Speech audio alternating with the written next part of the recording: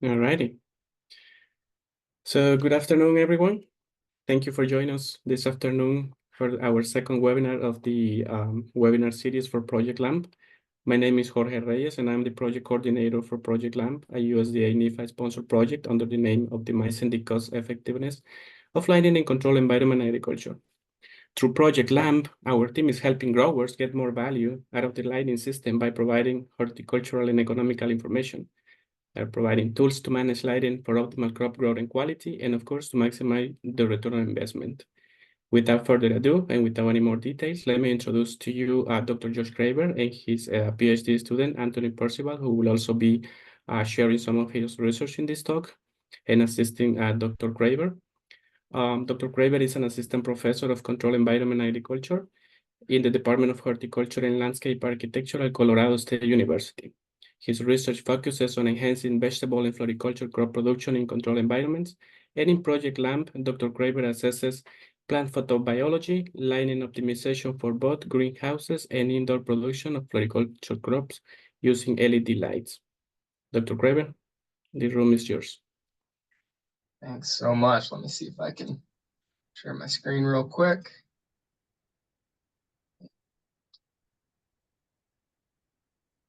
That looks good. Oops. Sorry, I'm going to switch this over to this side. And is that correct? Does that look good to everybody? That looks good, yes. This is good? Okay, excellent. Thank you so much for that intro. I had my grad student, Anthony, here. He's joining me as well. This is all the research that we have been doing over the past few years as part of Project LAMP. So we are really excited to be sharing some of our work. Okay, let's leave that be. That's fine. And so, yeah, what I'll be talking about today is a lot of the research we've been doing on end-of-day lighting. And so really with this presentation, the goal is that hopefully we're able to highlight a bunch of the research, but also definitely has a lot of application for growers. And so we'll actually start out with a lot of background that'll help with just understanding the basics of what we mean by end-of-day lighting, photoperiodic lighting. And then as we transition into the research, we'll really lean into a lot of the questions we've been asking and ultimately end with a lot of deeper insights from Anthony. And so specifically as a webinar overview, I want to briefly talk about supplemental versus photoperiodic lighting, just laying down that foundation, talking a little bit more about end-of-day lighting and some of the applications that we see specifically for end-of-day light in the greenhouse, getting into some of our research we've been doing both in the greenhouse as well as in growth chambers, specifically looking at a bunch of interactions that we have with temperature. And then I'm going to pass the mic over to Anthony at that point and let him provide some deeper considerations and some future directions where we're actually continuing this research beyond what we've been doing as part of Project LAMP. A lot of lingering questions that you're going to see as we get through some of his work. And then lastly, I'll provide a brief summary at the end of this that's just good for takeaways, especially for growers that are looking at how am I using end-of-day lighting applications in the greenhouse? What are the things I should be considering right now? So with that, let's go ahead and jump in. And we're going to start just with brief background. I know with the audience we have on here right now, I don't need to give this background, but hopefully if some growers are watching that have some interest, this provides a good foundation. And so specifically with supplemental lighting, we know we're driving photosynthesis. The goal of this lighting is to reach target daily light integrals or DLIs. We have a variety of technologies that I'll talk about to do this, but ultimately for floriculture crops, we're often aiming for anywhere from 50 to 75 micromoles of light, supplementing that ambient DLI. Or for vegetable crops, we'll often aim for 100 to 200 micromoles. So again, it depends on the crop, depends on the species. But ultimately, we have a lot of different light sources we can use for supplemental lighting, ranging from high pressure sodium metal halide to many different LED options. What's really interesting about these options is that light quality does differ between them. And so if we look, for example, at our LED greenhouse over here on the left, this is actually at the CSU Hort Center, where we have red, blue LEDs. You can see our peaks in the red and the blue, whereas over on the right, we've got high pressure sodium lamps that are more full spectrum, including a bunch of wavelengths, both in the lower red as well as in the orange, the green.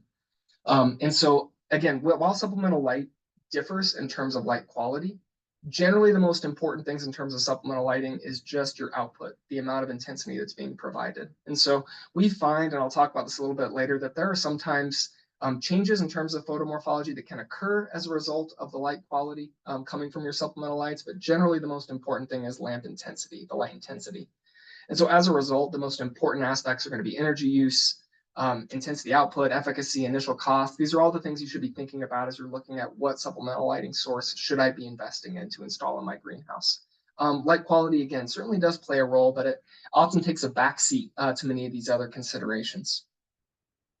Now, photoperiodic lighting, on the other hand, and we had a whole, Anthony actually gave as part of Project LAMP overview very similar to this of comparing supplemental lighting and photoperiodic lighting specifically. But again, as we all know, for photoperiodic lighting, generally we're looking at very low intensity light that's used to essentially manipulate the photoperiod, to extend the day or interrupt the night.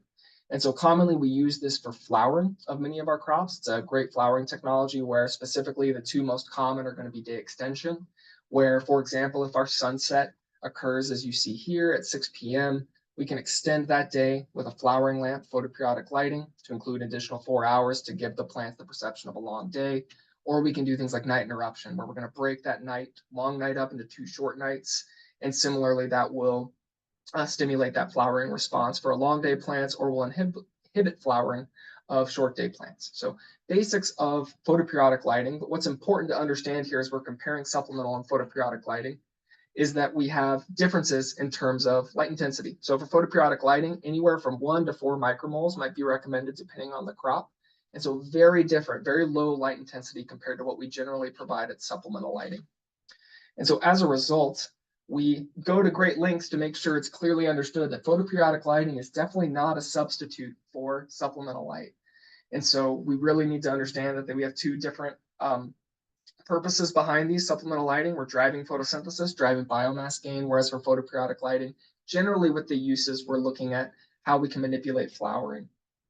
To further drive this point home, though, I like to just include things like light response curves. And so specifically, if we look over here on the left, you can see a gas exchange system. For those that may not be familiar, this allows us to measure leaf photosynthesis. We can clamp onto a leaf and we can look at how photosynthesis, in this case, changes in response to PPFD, or light intensity. So what we see here is a light response curve where we have assimilation rate, net photosynthesis, or just photosynthesis on the y-axis. And then we have our PPFD, or photosynthetic photon flux, here on the x-axis. And what we would expect, and what we all know, is that as we increase that light intensity, we're going to see photosynthesis increase in response. And so generally, when we're looking at these light response curves, there's a couple of things that we can break down that can be really informative in terms of how our plants are responding to light. Specifically, we often refer to the light saturation point, or the LSP. This is going to be where further increases in light intensity don't result in an increase in terms of photosynthesis. So we see that the plant is saturating out. Additional PPFD is not further increasing photosynthesis. But importantly, for photoperiodic lighting applications, we also need to think about what's referred to as the LCP, or the light compensation point. And so the light compensation point is that point at which our net photosynthetic rate is 0. In other words, our gains from photosynthesis are compensating for our losses due to respiration, whether that's photorespiration or dark respiration. So as a result, why this is an important aspect to drive home is that when we're using photoperiodic lighting, we've had growers in the past that have said, oh, I'm using photoperiodic lights and I'm seeing increases in terms of biomass. I'm providing additional light for my plants in terms of photosynthesis. What we have to understand, though, is that this 1 to 4 micromoles of light that we're generally providing through photoperiodic responses is not nearly enough to reach even that light compensation point for most species. As a point of reference, if we look at, for example, a 2 micromole target in terms of photoperiodic lighting, if we were to look at the contribution that we're getting to DLI over the course of a 16-hour photo period, we would only be getting around 0.1 moles per meter squared per day in terms of a contribution to DLI. So very minuscule in terms of what we're able to provide to our crops. And so again, as a result, it's generally, driving on that point, not a substitute when we're looking at photoperiodic lighting compared to supplemental light. It's just not a high enough intensity to really drive photosynthetic responses. We did do some research on this, though, way back in the day. So this was before I joined Project LAMP, about a year before I joined LAMP, where we were looking at some similar questions. This was with my previous advisor, Dr. Roberto Lopez up at Michigan State University, where we had a project. We were looking at a lot of different aspects of lighting, but one of those was we were looking at responses under photoperiodic light. And what you'll see is that we were doing some comparisons, and specifically we had HPS and LED supplemental lighting that was being provided to many different annual bedding plant species, anywhere from 70 to 90 micromoles. But we also had flowering lamps. So what you can see here is we had our HPS, and you see that typical spectrum for an HPS lamp. We also had our LED supplemental lighting. Both of these were providing 70 to 90 micromoles. And then we had our two flowering lamps. And you can see here there's some differences in the flowering lamps in terms of the peak red compared to the peak red and the peak far red. This was a red, white, far red flowering lamp, which we're going to talk more about as we continue to move into this presentation. But ultimately, what we found is what you would generally expect, and was great for us to drive this point home to some growers who were still continually thinking photoperiodic lighting was an effective means of supplemental light, that it was a good addition to their to their supplemental lighting. Specifically, this is a massive amount of data that I don't want to work through. I just want to drive home one main point. Specifically, if we look at these top 4 bars, we can see HPS and LED, and we're providing 70 or 90 micromoles of supplemental light. And if we just look at petunia as our example here, we'll see that what's referred to as the quality index increased under supplemental lighting. The quality index is an amalgamation of it's an equation that's taking into account shoot dry mass, fruit dry mass. It's also looking at the caliper, the sturdiness of the seedling. And ultimately what we found across the board was that under supplemental lighting, all of those quality attributes were increasing. When we grew plants, though, under this photoperiodic lighting throughout the photoperiod, adding those additional 2 to 4 micromoles, what we found was that quality was actually very similar to just providing no light at all. You can see our natural lighting is the black bar here. So as a result, we have this great discrepancy in terms of quality that occurs as a result of just not providing the same amount of photons. We're not providing enough photons to really contribute in terms of supplemental lighting in this case. What we do find, though, and what I want to transition to talking about for the remainder of our talk here today, is we do find that there are photomorphogenic effects or morphological effects as a result of end-of-day lighting or photoperiodic lighting. Specifically, if we look again at petunia, but also in patients here, we'll notice we're looking at leaf area now, and that in response to photoperiodic lighting, we do see increases at times in response to that photoperiodic lighting for parameters such as leaf area. And so this is something that's important to consider, is that even though photoperiodic lighting isn't contributing significantly to your DLI, even though you're not going to see these huge gains in terms of photosynthesis, it's not just used for flowering. Like it's just because it's not contributing to photosynthesis doesn't mean it doesn't contribute, in this case, to morphology. And so specifically, photoperiodic lighting is not just a means to control flowering, but can also impact morphology, vegetative growth, as well as pigmentation. And there's a ton of, the list can go on and on as we kind of discuss the nuances of each of those. But it's important for us to understand the impacts that photoperiodic lighting, including end-of-day lighting, can have. And so one of the things that Anthony and I have been working on as part of Project LAMP is looking at end-of-day lighting specifically and saying, how can this be valuable for greenhouse production? How can we leverage end-of-day lighting to achieve certain outcomes in the greenhouse? And so specifically, we've been looking at end of day, which is a form of day extension, where we're extending that photo period past when the sunset occurs. And specifically, we think end of day lighting may be a valuable option in the greenhouse for a couple of different options. One is that light quality control in the greenhouse is often very difficult to achieve during the day. So a great example, again, if we look at the Hort Center that we have here at the Colorado State University, we can see our red-blue LED lighting that makes up the majority of the spectrum. These are Philips top lights that we have installed at the Hort Center. And you see that red-blue spectrum that we get during the middle of the night when we have no ambient sunlight. But in the middle of the day, most effects that we would generally see from a plant responding to red and blue wavelengths of light at different proportions, those are often bleached out or not as evident because we have so much ambient sunlight. And so, for example, adding a high blue spectrum from supplemental lighting, that's potentially only 70 micromoles of overall potentially hundreds of micromoles that we're receiving over the at midday in a greenhouse, and ultimately we're just not going to see the responses we would normally expect as a result of supplemental lighting not contributing significantly to spectral shifts. And so as a result, we can look at end of day lighting and say, can we just apply certain spectrums of light at the end of the day, and can that initiate some similar photomorphogenic responses that we might be able to benefit from in our plants? Additionally, what's important about end-of-day lighting that separates it from supplemental lighting is that it's applied at very low intensities. And so a lot of what we've been looking at is, can we use very low intensity light to potentially manipulate plant morphology and instigate some beneficial responses? And so end-of-day lighting is something that we've been focusing quite a bit on in our lab. And so specifically with end-of-day lighting, though, we're using commonly flowering lamps, and flowering lamps come in a lot of different spectra. And so you'll see a breakdown here. This is a great figure that was put together by Runkle and William Mung up at Michigan State University at the time. Williams now at University of Delaware. But what you see is that we have multiple different photoperiodic lamps, and those all emit different spectra. Some of them include far red light, some have different proportions of red and blue. And what's critical here is that these different spectra of these photoperiodic lamps aren't just manipulating, in this case, flowering, they also have a lot of impact on morphology, or they can have a potential impact on the morphology of the crops that we're producing. One of the things that I mainly want to focus on, though, is specifically far red light. And so you'll notice I'm showing this figure again of the study that we ran back at Michigan State University. This was back in 2019, where we were looking at red white flowering lamps as well as red white far red. And so you can see the inclusion of that far red light here in that red white far red flowering lamp. And so what's important to understand is that some plants do have what's referred to as an obligate a far red response. They need to have far red included in the spectrum to flower, or it might be a facultative response where they flower more quickly when they have that far red included. But what's interesting is that that far red light included in that spectrum can cause a lot of photomorphogenic responses. And some of those responses are things that we've been wanting to try to capitalize on in terms of greenhouse production. So before we get into that, though, I want to briefly just talk about far red specifically, because this is something that's often manipulated in terms of flowering lamps and something that's been the focus of a lot of our research.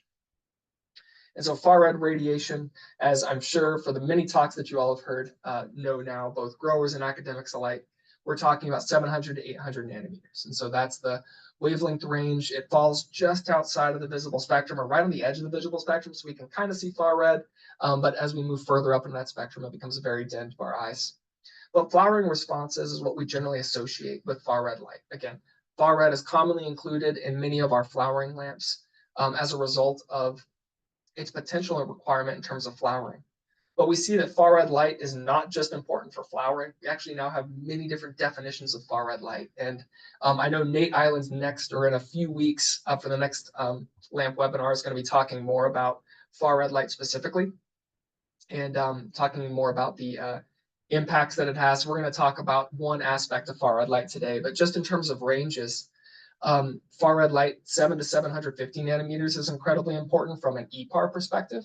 And so there's been a lot of research done and still being done looking at extending our definition of photosynthetically active radiation to now include those 50 additional nanometers of far red light and their important role in terms of specifically photosystem 1, but we're not going to get into that today. But just knowing that far red light is not just being found to now be involved in flowering and photomorphogenesis, but is also driving photosynthesis.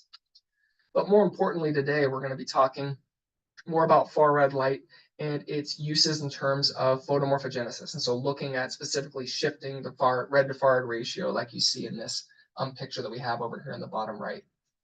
So far red light's an important environmental signal that affects morphology, including shade avoidance, which is one of the things we're going to be focusing on, as well as flowering, photosynthesis, and many other responses. When we're talking about photomorphogenesis, though, the one that I really want to focus on is red to far red ratio. And so the ratio of red to far red radiation, you can see all we're doing is taking red light, 6 to 699 nanometers, dividing by far red light. And it's a common metric that we're using to characterize the degree of shade. And so a practical way to look at this is we have this nice figure over here on the right where we see daylight. Now, if we were to walk outside right now in terms of daylight, we would have a red to far red ratio of somewhere around 1.3. And so what's interesting is that that red to far red ratio is going to cause plants to perceive that ratio and say, I'm in sunlight, and they're going to respond accordingly in terms of leaf area expansion and development. What we're going to notice, though, is that as we move deep into canopies, what happens is that plant leaves, those canopies are going to absorb red radiation, and far red radiation is going to generally penetrate deeper. Less of that far red light's absorbed. As a result, as we move deeper into canopies, you see that our red to far red ratio shifts. We actually get a much lower red to far red ratio. So 1.3 in daylight, you can see a much filtered, much lower red to far red ratio here of about 0.07. And this is an incredibly important way that plants perceive shade. In this case, we have a myriad of shade avoidance responses that specifically occur as we shift or decrease that red to far red ratio. And so we see these including things like stem elongation, internode elongation, petiole elongation, thinner leaves, reduced branching. The photo over here on the right is of some impatiens that were taken years ago, and you can see that red to far red ratio is reduced because those plants are spaced too closely together. And so they're perceiving deep within that canopy a low red to far red ratio, causing them to stretch in response to that close shading and close spacing that's occurring in this greenhouse. But one of the responses that's also characterized as potentially involved in shade avoidance is leaf area. It can be pretty variable. It's not as easily, or it's not as characteristic as what you'd see with things like stem elongation and stretching. But there are many species that will respond to a low red to far red ratio in terms of leaf area expansion. And that's something you're going to see in a moment that we've been focusing in on quite a bit with some of the research we've been conducting.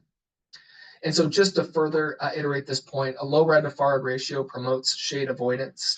You can see some petunias that we have over here on the right, where we have a very high artificially developed red to far red ratio. We're using electric lights to create this red to far red ratio. So in that case, a red to far red ratio of 11 compared to a red to far red ratio of 0.5. And so what you can see with these petunias is characteristic responses. And we're getting petiole elongation, some leaf area expansion, and we're also getting thinner leaves, a reduced chlorophyll content, all very characteristic of a low red to far red ratio. You can see in lettuce some very similar responses where stretched petioles, slightly thinner leaves, more chlorotic leaves. Well, what's interesting is that plants perceive these responses incredibly quickly. And so what you'll notice is we have our petunias here, and we have a red to far red ratio on the left of 3.8. But as we shift that lower to a low red to far red ratio of, in this case, 0.7, you'll notice the leaf hyponasty. Those leaves are starting to point upward, trying to capture more photons, responding to that shade. And this is a response that occurred in over the course of a day. And so plants are very perceptive and they'll respond very quickly to the environment that they're placed in this case of red to far red ratio. So all this is driving home the point. And one of the things that we want to really bring home is we have all of these responses. We generally associate shade avoidance responses with negative plant quality, reduced plant quality. It's something we're often trying to avoid as growers in the greenhouse.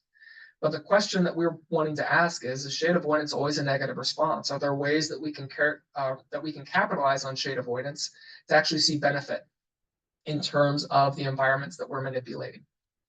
And potentially harness some of these beneficial, or look at some of these responses as potentially being beneficial in the greenhouse.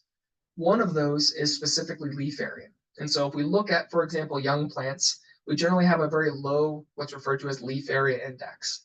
And so for those that may not be familiar, leaf area index, a simple way to think about it is if we look at this plug tray, if we look at this seedling that I just highlighted here on the bottom, you'll notice we have the cotyledons just emerging, no real true leaves.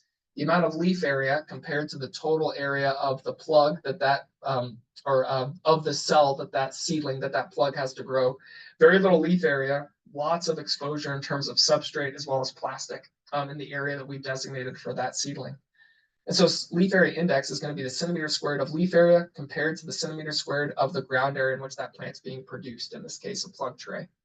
And so what we can see, though, is that as that plant develops, as it grows, those leaves are going to expand. It's going to take over more of that total area. And why this is important is that that's going to improve, in this case, light interception. So commonly for the production of annual bedding plants, we're providing supplemental light to these crops throughout the winter months. We're commonly starting many of these plants in the very late winter, very early spring when DLIs are low. We're providing lots of supplemental light. But as a result, early in production, we have a lot of photons that are being produced from those supplemental lights that aren't intercepting plant material. They're hitting other parts of the canopy, or not the canopy, other parts of, in this case, substrate, plastic, anything but the plant. And so any photon that's not being intercepted by the plant, we can consider being wasted. And so one of our questions was, could we potentially use end-of-day lighting to help us expand these leaves early in production, to get some of this leaf area expansion, and as a result, to improve light interception early in production? You can see that this isn't just for annual bedding plants. We see common responses in hydroponic crops as well, where if we could get earlier leaf expansion, we could close up those canopies, improve light interception, and as a result, hopefully improve light use efficiency in terms of how we use our supplemental lights and intercept those photons. But we have to understand that using end-of-day lighting, specifically end-of-day far red lighting, can lead to those undesirable responses like what we saw with lettuce. And so it really becomes a question of how do we use this? How do we leverage end-of-day lighting, specifically end-of-day far red lighting, to stimulate these responses that ultimately we want to see? And so before I head into the research, the last background slide I have here is just about far red LEDs and why we're starting to see more application for some of this research here in the recent years. And so specifically, when we look at far red included in LEDs, we often have full spectrum or white LEDs that are being produced now, where far red's already included in the spectrum. So you actually see an example of this with the fluence LEDs that we have over here on the right. These are some LEDs that we've installed in our growth chamber, but many growers will install these in mostly vertical or sole source lighting scenarios. What you can see here is that this is white light. We're measuring from 400 to 800 nanometers. It has a spectrum very similar to what you're seeing down here in the bottom left. I'm going to reference this figure again in just a moment. But we can see far red that's included in what's otherwise a fixed spectrum. You can turn that LED on, dim it on or off, and you're going to see all the wavelengths of light adjust accordingly based on that fixed spectrum where far red's included. We're seeing more and more, though, that far red can both be independent fixtures. And so in this example in our growth chamber here, you'll actually see we have independent fixtures that only emit far red light and allow us to manipulate far red independent of an otherwise fixed spectrum. So this allows us to start manipulating that red to far red ratio, where generally it was a little bit more difficult in the past. But we're also seeing adjustable options. And so with our far red, you can see in this case, those independent fixtures looks pretty dim to our eyes. That's at maximum intensity in terms of far red light.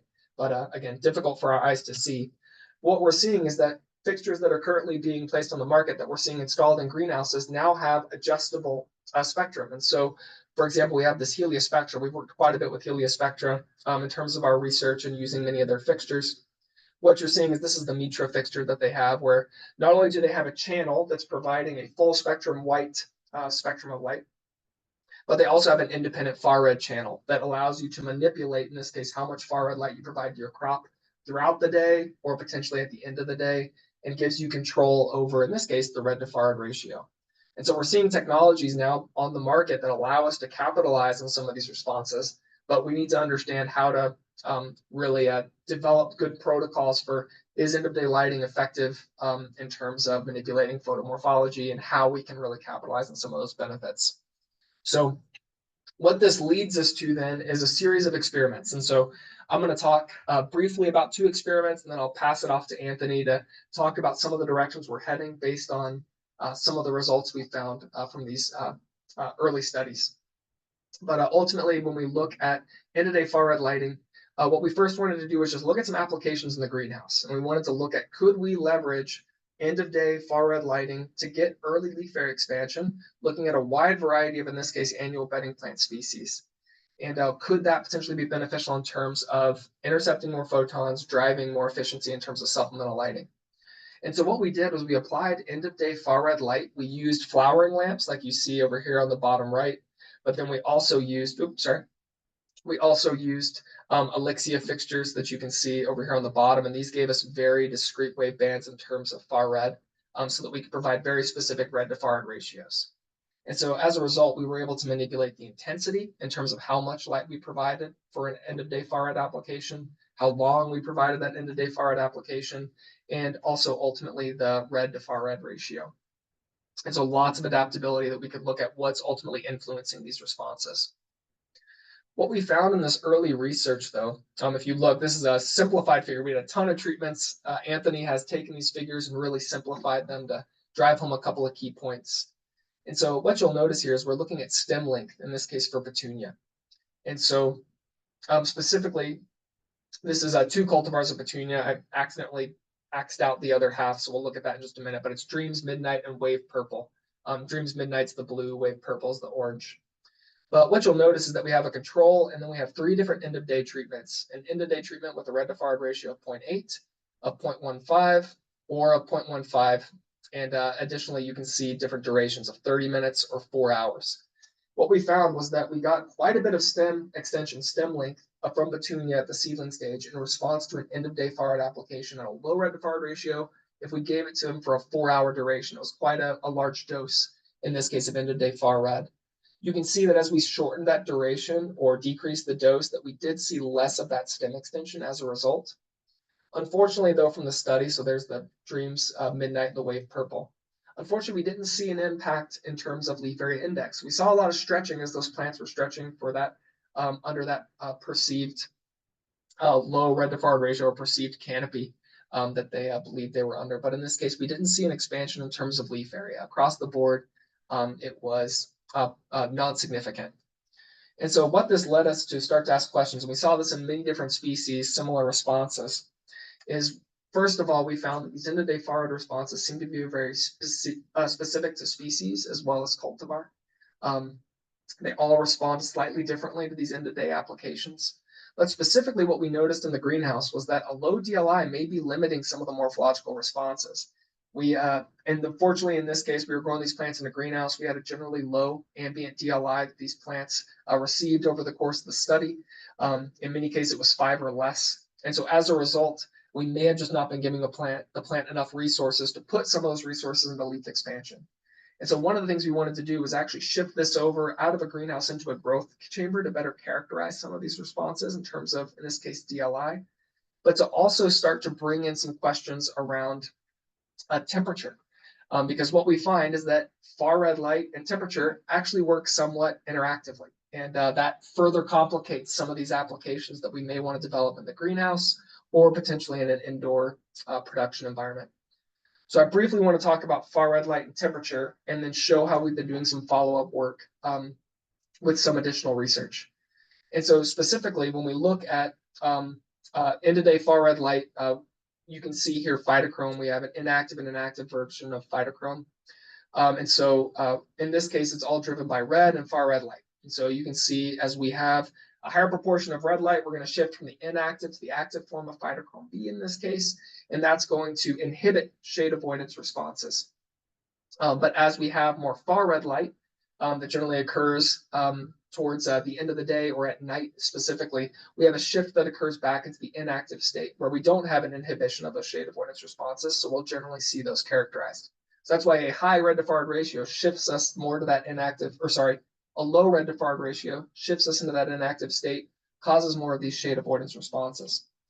What we find is that it's not just red light and far red light, but also temperature. Warmer ambient temperatures and far red radiation promote similar responses in terms of taking that active form and shifting back to that inactive form of phytochrome. And specifically, PFR, or the active form, is going to revert faster back to that inactive form as temperatures are increased or under those warmer temperatures. This is relevant to greenhouses, and so specifically for growers, we're commonly using DIF. We use DIF to control elongation responses in many of our plants. You can see, for example, the lilies that we have over here on the right, negative and positive diff, where we have a higher day, lower night, leading to taller plants. Generally, we can suppress some of that growth or that elongation under a negative diff, where we would have, in this case, a lower day, higher night. But we're already manipulating temperature, in this case, to control stem elongation in many cases in the greenhouse. But what's interesting is now we have this combination of, it's been shown in previous literature that end-of-day far red can enhance positive diff response and actually overcome negative diff treatments. And so we have an interesting interaction that occurs between far red light as well as temperature. And this is something that we wanted to explore further to really understand what are the implications of your ambient air temperature as you're trying to manipulate or use end-of-day far red or far red during the day. This is some research we've worked somewhat in tandem with Texas A&M. I know some of you have maybe seen Shuyang Zhen's work, where they've been doing far red throughout the day and looking at different temperatures, and she was doing a lot of that as part of Project LAMP. We were really looking at a lot of the temperature responses, but specifically focused on that end-of-day application, in this case of far red light. And so specifically what you'll see here is this is some preliminary data that we had on lettuce, and I'm going to show some of the studies that we ran immediately after that. But what you'll see is we have 2 cultivars of lettuce. You can see Selenova red oak leaf as well as Rex. And we've got all of our different treatments here at the bottom. And so in this case, we've got a control where plants were just grown under normal full spectrum LEDs at 21 degrees Celsius.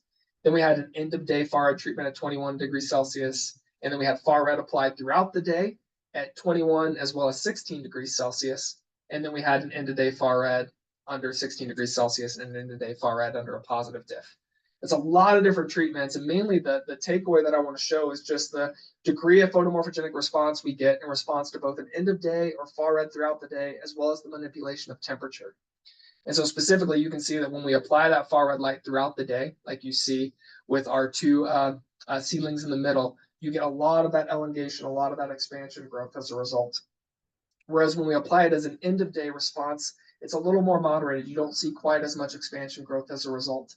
But temperature helps to, in some cases, interact with and control some of that growth. You see some suppression of growth, but also some potential interactive effects of, in this case, temperature and far red light. So that's what we really want to explore. And I'm going to talk a bit more about this as we move forward and discuss a second study that was run specifically on lettuce. We ran a very similar version of this study on petunia, and just due to time today, we don't have time to go through all of it. But I want to briefly talk about some of the work we did with lettuce. And so specifically, you see that in this case, we wanted to grow the plants under a sufficient DLI for seedlings of about 12 moles of light. And we had a photo period of 16 hours, but then applied 2 different end-of-day treatments for 2 hours each.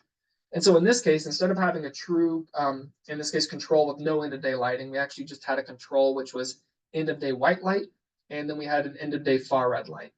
And the importance between those two is just the red to far red ratio. One had a much higher red to far red ratio, in this case of 3.76. The other a much lower red to far red ratio of 0.7. So we call the low ratio our end of day far red treatment. We're providing a lot of far red light to those crops. And so here you can see a breakdown where we then combined these end of day treatments with temperature. And so specifically, you can see we had both of those end of day treatments at an ambient temperature of 23 degrees Celsius, an ambient temperature of 18 degrees Celsius, or we had a positive diff treatment where we grew the plants under the 23 degrees Celsius during the day. And then once we switched to our end of day treatment and throughout the rest of the night period, we dropped it to an 18 degrees Celsius temperature. So look at that interaction that may be occurring, in this case, between far red lighting application and temperature. And so to briefly run through some results, what we found was that end of day far red light did have an interaction with temperature, specifically in terms of leaf area. And so there was a promotive effect of that end of day far red light at the ambient temperature of 23 degrees Celsius. So we can see here that we do get an increase in leaf area, albeit relatively moderate, not quite as dramatic as what we would have maybe expected. But we still get an increase in leaf area, but that was only really characteristic at 23 degrees Celsius. We saw much smaller differences at 18 degrees Celsius, which are probably in part due to just really slow plant development that can occur under those low temperatures throughout the entire production period. Specifically, though, when we look at individual leaf area, we did find that end of day far red, regardless of treatment, did promote an increase in leaf area. And so you can see here that if we just take temperature out of the equation entirely, that application of end of day far red compared to end of day white did result in an increase in individual leaf area. So this is where we took total leaf area divided by the number of leaves. But again, the degree of that response was relatively limited. There was some,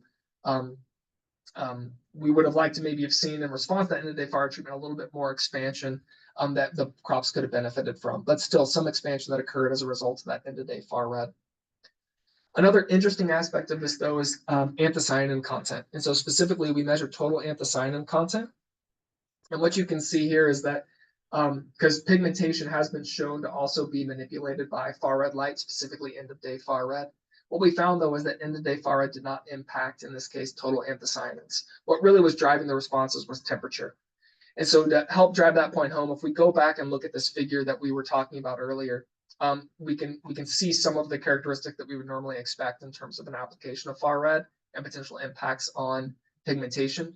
And so here you can see a control compared to end of day far red. There have been some studies done that have shown end of day far red can reduce pigmentation, specifically anthocyanins in crops like lettuce. In this case, we found that that wasn't the case for our study.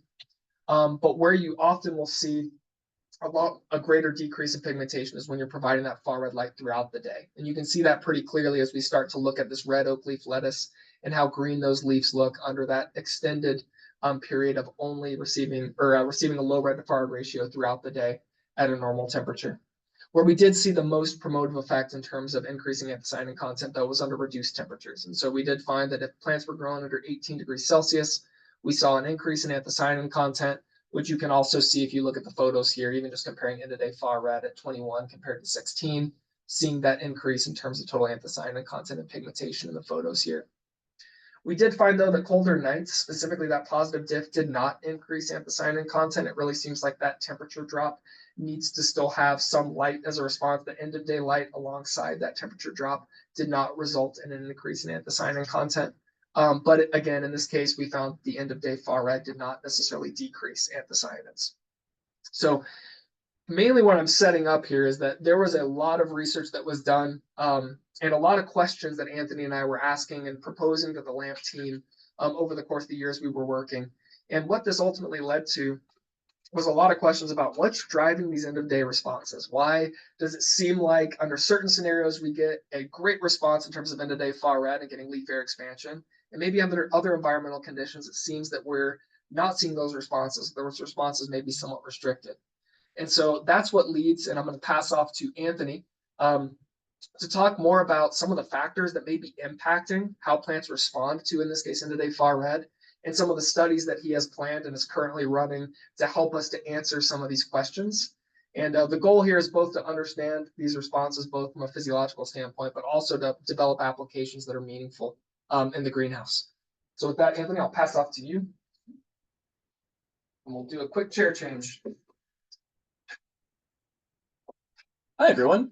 So yeah, as Josh said, we had a lot of questions raised throughout our previous work, and a lot of it did boil down to what is affecting these responses to end-of-day far treatment? Because species and cultivar specific responses are kind of all over the map, but what's also been contributing to that is how plants are grown in different experiments. A lot of times they have different photoperiod lengths, they have different DLIs, they have different temperatures, and because all of these factors affect responses to far-red radiation, it's really hard to pull out kind of like a general response that we can use to maybe make recommendations to growers who might want to implement this technology. Another thing that complicates it is the design of end-of-day far-red treatments. Sometimes you just have one end-of-day far-red treatment and a control. Sometimes the red to far-red ratio of treatments doesn't really make sense. And sometimes people don't even investigate leaf responses, usually for good reasons. They're concerned with stem responses or something like that. But I have a lot of questions about all of these things, but I can't go through all of them. So I'm going to talk about the things I'm going to be investigating for the rest of my PhD. Which the first is species and cultivar specific shade avoidance or tolerance responses to end-of-day far-red treatments. I'm just kind of weave that in throughout the rest of this presentation. And then I'm going to specifically focus on both the photoperiod and the DLI, kind of as like a joint project, and then how the red to far-red ratio of end-of-day treatments affects responses. And I'm going to go through that one first, because that's the one I'm currently building right now. So as Josh kind of described earlier, the red to far-red ratio is like a good approximation of the degree of shade. So as that red to far-red ratio decreases, the degree of shade or how shady it is increases. And we see an increase in responses, shade responses, as that red to far-red ratio decreases. We can also use percent far-red radiation, where kind of the increase in far-red percentage represents an increase in the degree of shade. And we see that same kind of treatment. So as the red to far-red ratio decreases or the far-red percentage increases, we get a more intense response. And a lot of work has been done on the stem responses because that's the most obvious and visible shade response. But less work has been conducted with leaves. There's definitely been some work that has shown that the red to far-red ratio affects leaf elongation rate, leaf length elongation or width expansion, but it's few and far between, and a lot of the research is a little old, and so it could definitely use some refining. And then it's also important just to kind of restate that species respond really differently to far red light. So plants that grow as a rosette, they don't elongate their internodes, you might see a greater leaf expansion response because you don't see a stem elongation response. Where when it comes to plants that are growing upright, you kind of have to consider both the stem elongation response and the leaf expansion response. One might be beneficial while the other might be something you want to avoid, but that depends on what you're growing.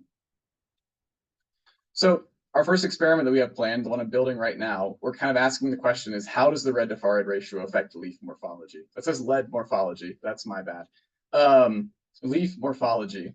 And we're going to be measuring the leaf morphological responses induced by end-of-day far-red treatments that vary in the red to far-red ratio. This is really kind of like the experiment that sets a baseline. Like, we know how the red to far-red ratio impacts stem elongation. Let's nail down, at least for a couple species, how the red to far-red ratio affects that leaf morphology. So we selected both some rosette species and some upright growth species that we're going to be able to use to compare those kind of different plant architectures. And we're going to be using image analysis in order to quantify leaf area.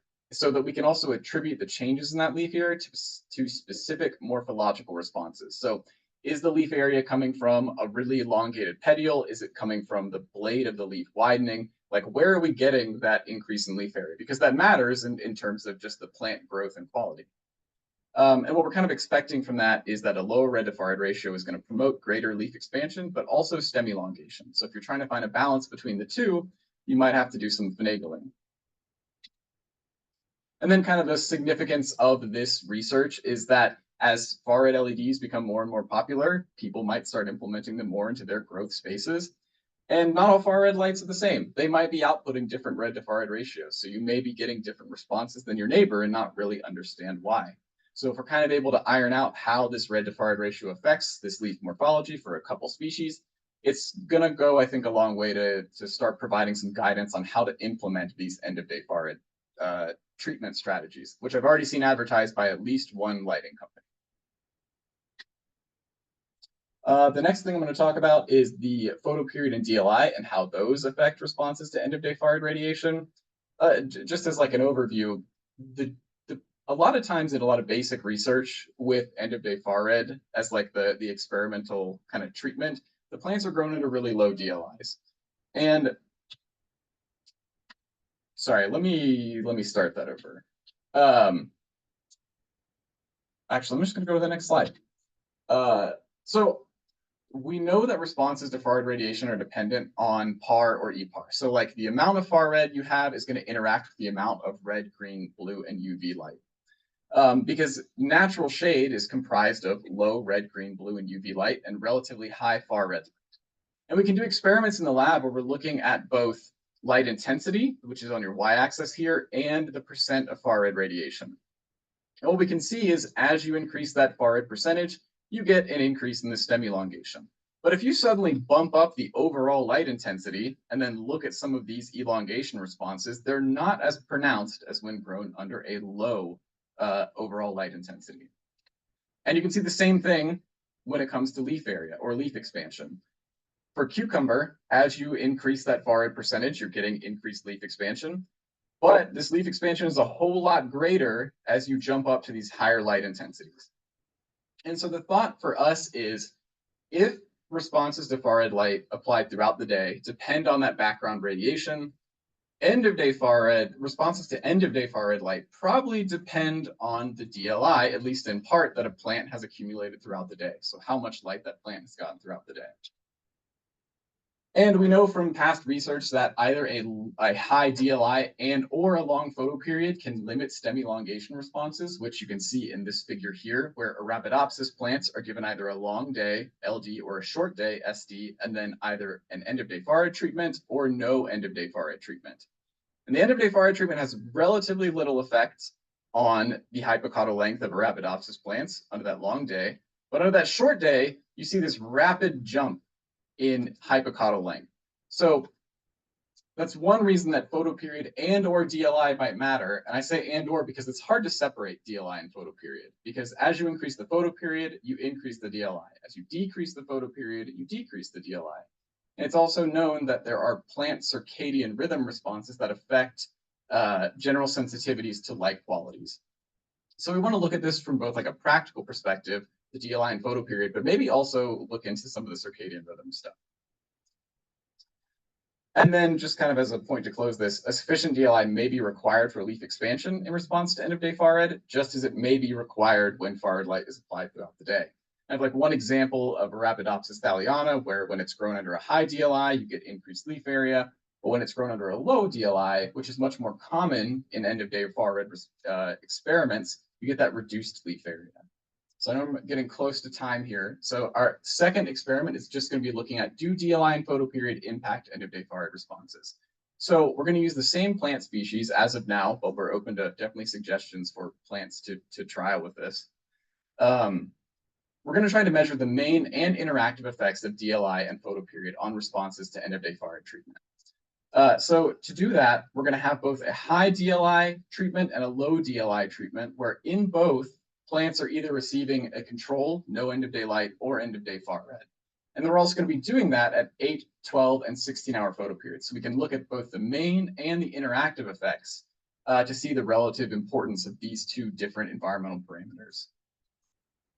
And kind of like previous research has shown, we're expecting that a low DLI and short photo periods are going to facilitate that stem elongation, where a high DLI and longer photo periods are going to facilitate that leaf expansion, but also maybe stem elongation for some of those upright growing plants. And then kind of the significance of this project is that the DLI and the photo period are not constant throughout the year if you're growing in the greenhouse. You can manipulate it to some extent, but there's only so much you can do.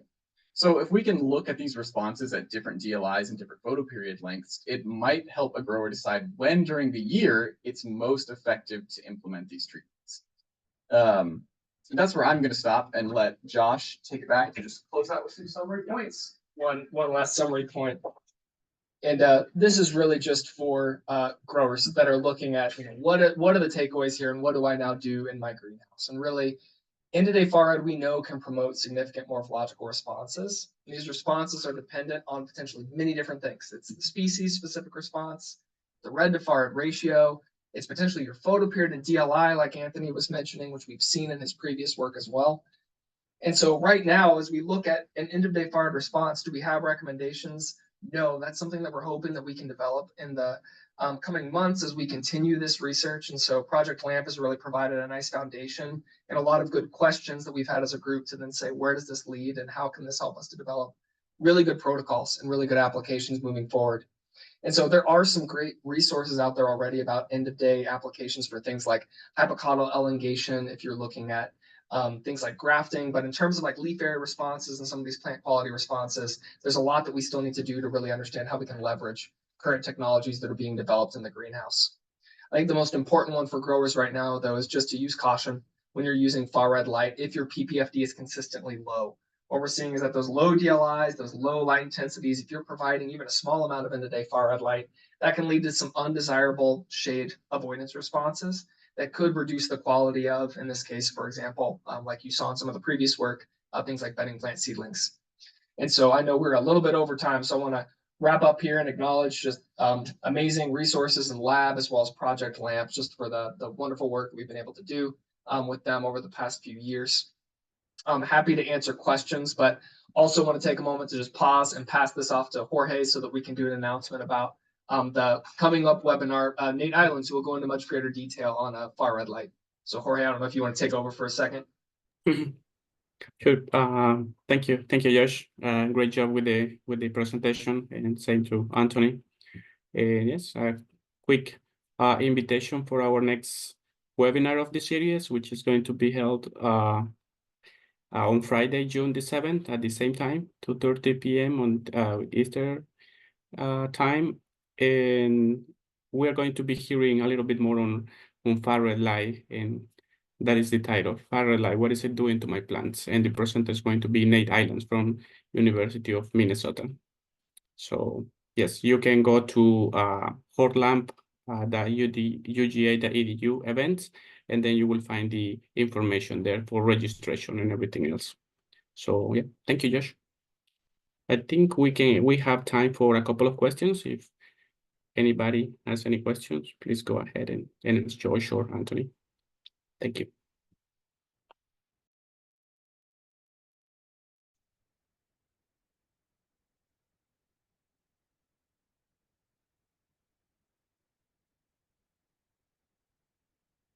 Cool.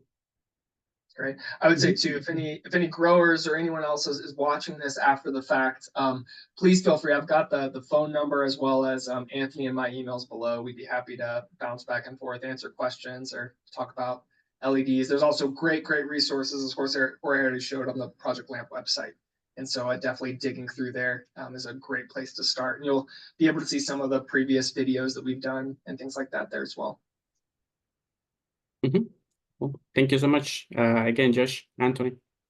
Yeah, thank you. Really appreciate it. All right. Thanks everyone who joined as well. Thank you very much, Josh and Anthony. So appreciate the opportunity to learn more about the research that you do. So you might receive